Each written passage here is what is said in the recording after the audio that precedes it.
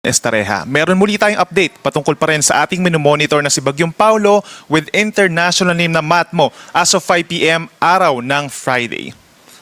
Patuloy po ang paghina nitong si Bagyong Paulo at from typhoon, humina pa ito bilang isang severe tropical storm. No? So kung kanina 120 kilometers per hour, yung kanyang maximum sustained winds, naging 110 kilometers per hour na lamang po at may pagbugso hanggang 165 kilometers per hour. Magandang balita dahil nakalampas na ito sa kalupaan po ng Northern Luzon at kanina alas 4 ng hapon ay nasa coastal waters na po ito ng bayan ng Santa Cruz sa Ilocos Sur. At sa mga sandaling ito, patuloy na lumalayo ng ating kalupaan habang nasa West Philippine Sea.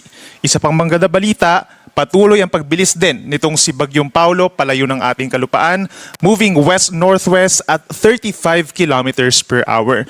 Base sa ating latest satellite animation, nahagip pa rin po directly nitong si Bagyong Paulo ang malaking bahagi ng Northern and Central Luzon, lalo na yung western sections, Ilocos Region, Cordillera Region, Zambales, Bataan, medyo mabagyo pa rin po, mataas ang tsansa ng mga ulan at malakas na hangin sa mga susunod na oras. Habang natitirang bahagi po ng Luzon, gayon din ang western portion of Visayas, asahan pa rin ang makulimlim na panahon at yung mga kalat-kalat na ulan na base sa ating latest animation, mga light to moderate with at times heavy rains. At meron din mga thunderstorms na localized lamang sa natitirang bahagi pa ng Visayas and Mindanao, usually mga 1 hanggang 2 oras lamang yan, typical tuwing hapon hanggang gabi. At yung ating mga cloud clusters na minomonitor sa may silangan at silangan ng extreme northern Luzon, maliit pa rin po ang tsansa na maging isang ganap na low pressure area within the next 24 hours pero patuloy pa rin natin itong minomonitor. Base naman po sa latest heavy rainfall warnings ng Pag-asa, care of regional divisions po ng Pag-asa, meron tayong nakataas na red rainfall warning. Ibig sabihin torrential rains within the next 2 hours sa mga probinsya po ng Zambales at Benguet. Napakatinding ulan po nito, no? At posible pa rin magpabaha. Hindi lang doon sa mga low-lying areas, kundi maging doon sa mga hindi masyadong binabaha, mataas din ang banta ng pagguho ng lupa. Meron naman tayong aasahang intense rains or napakalakas na ulan hanggang mamayang alas 7 ng gabi dito sa mga probinsya ng Aurora, and then sa Nueva Vizcaya, La Union, western portion ng Pampanga, Tarlac, and down to the entire Bataan. Asahan po yung malalakas na ulan na nagdudulot din po ng flooding and landslides. Habang yellow rainfall warning naman or heavy rains hanggang mamaya alas 7 sa may Isabela, Quirino, gayon din sa may Ifugao, Mountain Province, Southern Ilocos Sur, maging dito rin po sa may Nueva Ecija, natitirang bahagi ng Bulacan, Pampanga, Tarlac, Pangasinan, down to may Cavite and Batangas, asahan po yung malalakas sa pag-ulan, posible rin magdulot ng mga flooding in low-lying areas. Itong mga kulay blue naman, associated siya sa mga light to moderate with at times heavy rains. Kabilang na dyan ang natitirang bahagi ng Pangasinan, itong rest of Cordillera Region, Cagayan Province, Ilocos Provinces, hanggang dito sa may Eastern Bulacan, Northern Quezon, Rizal, and Metro Manila. Asahan pa rin yung pabugso-bugsong malalakas ng mga pag-ulan sa mga susunod po na oras. Itong ating nakikitang image, galing po yan sa official website ng Pag-asa, panahon.gov.ph, kung saan every now and then makikita natin yung mga advisories and warnings ng Pag-asa as well as yung pinakauling track ng mga bagyo na pumapasok sa ating area of responsibility.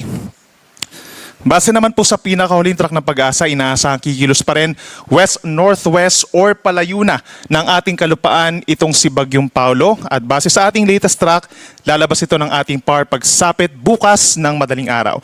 Naglandfall po for the first and only time itong si Bagyong Paulo po kaninang alas 9 ng umaga dito po sa may Dinapigue, Isabela, at nag-exit ng landmass around 4 or 5 in the afternoon dito sa may bayan ng Santa Cruz sa Ilocos Sur. At base rin sa ating intensity, severe tropical storm po ito sa ngayon, naging malaking factor yung paghina niya from a typhoon bago siya mag-landfall 130 kph. Tapos naging 110 kph nung tumama po sa kalupaan dahil dun sa rugged terrain ng Cordillera Region.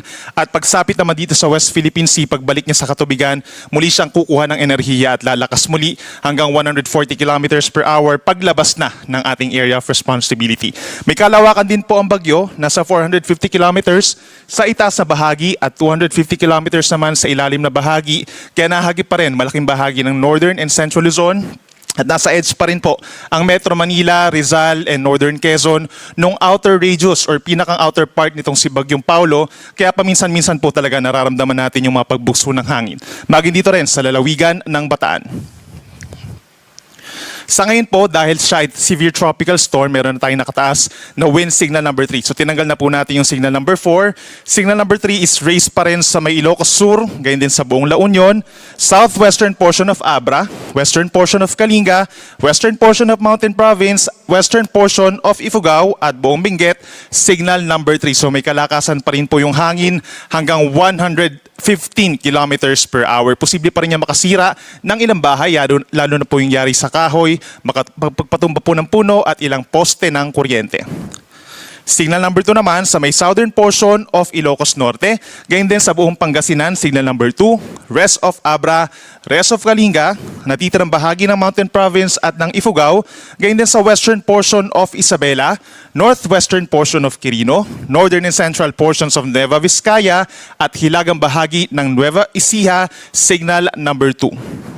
Habang nakataas pa rin ang wind signal number 1 dito po sa natitirang bahagi ng Ilocos Norte, buong Apayao, gayon din ng Batanes, buong Cagayan, kabilang ng Babuyan Islands, natitirang bahagi ng mga probinsya ng Isabela, Quirino at Nueva Vizcaya. Signal number 1 din sa buong Aurora, natitirang bahagi ng Nueva Ecija, maging sa Tarlac, Zambales, buong Pampanga at buong Bulacan, signal number 1, at sa northern portion of Quezon, kabilang ang Polillo Islands. So binaba na po natin yung mga wind signals sa karamihan ng mga nasa silangang parte po ng northern and central Luzon. Tinanggal na rin natin yung wind signal sa may Camarines Norte. In hours succeeding po ng mga bulletins, posibleng mas makakaunti pa po yung mga wind signals natin at mas bababa pa yung mga wind signals sa may western section po ng Northern and Central Luzon. Samantala, dito sa Metro Manila, kapansin-pansin nga po na meron pa rin mga pabugso-bugsong hangin, gayon din sa natitirang bahagi pa ng Luzon, including Calabarzon, northern portion of Mimaropa, dito rin sa may Bicol region, hanggang sa may Panay Island, northern Samar, eastern Samar, pabugso-bugsong hangin. Yan po ay dahil dun sa outer parts or outer rain bands nitong si Bagyong Paulo. Mararamdaman po yan hanggang mamayang gabi. At para naman sa taas ng mga pag-alon or gale warning, malayo sa Pampang, posible pa rin hanggang 6 na metro sa mga baybayin ng Ilocos Norte at Ilocos Sur.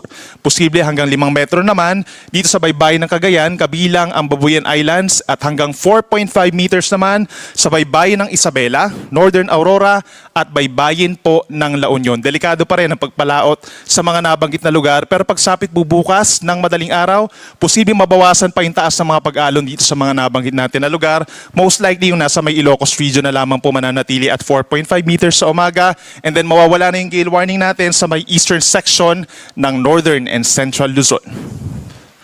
At para naman sa daluyong or storm surge, posible pa rin po sa mga coastal communities natin hanggang 3 meters po sa mga susunod na oras. Sa Ilocos Norte, Northern Ilocos Sur, baybayin ng Cagayan, Isabela at Northern Aurora. 1 to 2 meters naman po ang posibleng daluyong sa natitirang baybayin ng Aurora, rest of Ilocos Sur, La Union, Pangasinan at Northern Zambales. Then possibly po bukas ng madaling araw, dahil malayo na sa kalupaan itong si Bagyong Paulo, mawawala na rin po yung babala sa daluyong or storm surge.